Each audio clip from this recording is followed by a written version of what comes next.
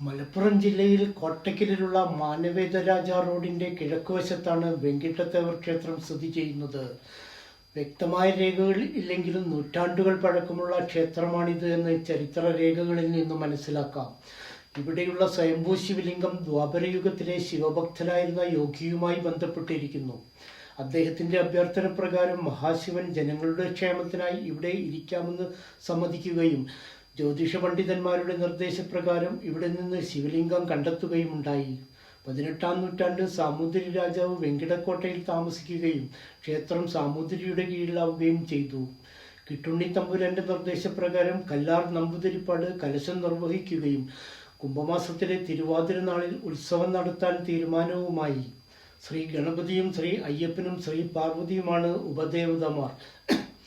1878 മകീരം തിരുനാളിൽ ഇരപ്പാൾ തമ്പുരാന്റെ നിർദ്ദേശപ്രകാരം വരച്ചിട്ടുള്ള ചുമർ ചിത്രങ്ങൾ വളരെ പ്രശസ്തമാണ്. ക്ഷേത്രത്തിന്റെ മറ്റൊരു ആകർഷണം കിഴക്കേ നടയുടെ ഇരുവശത്തുമുള്ള വലിയ 2 കുളങ്ങളാണ്.